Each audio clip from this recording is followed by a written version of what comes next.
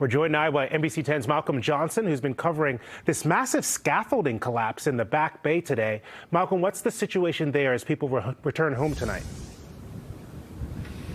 Glenn, thankfully, people are able to return to their homes this evening. Earlier today, the Inspectional Services Department saying that they were not certain that would be the case. It has been incredibly windy out here, upwards of 60-mile-an-hour wind gusts. Just look at the tarp. You can see it blowing here, and behind that, that is some of the scaffolding that is bent over there. Thankfully, there's that tree that prevented it from falling onto the ground earlier today.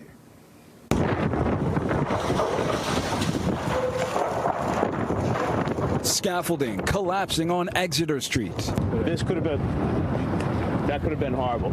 Amazed, really amazed. And right next door on Beacon Street. Residential neighborhood, that could have been really, really bad.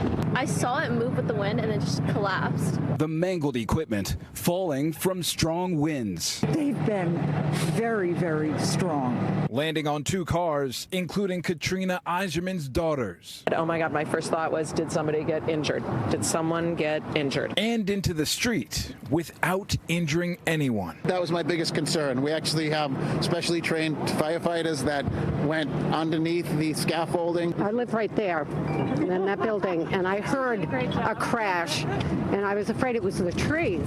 Claire Warsek lives on the top floor of the building where the collapse occurred. The firemen came and got us, and we exited out through the basement. I didn't even know there was a door down there, but they came and got us out.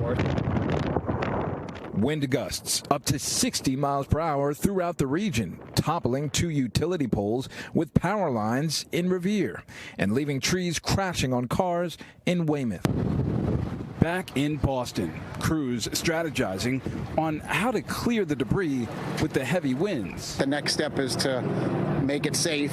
Right now, these streets will be shut down for some time, I would say, until we can make sure that it's safe.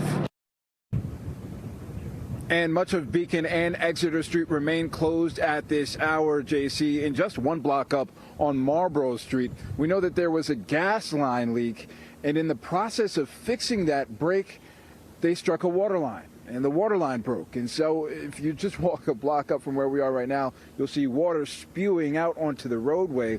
Both of them now need to be fixed at this hour. Several customers are expected to be without water until they are able to fix that break. For now, we are live reporting in Boston. I'm Malcolm Johnson, NBC 10 Boston.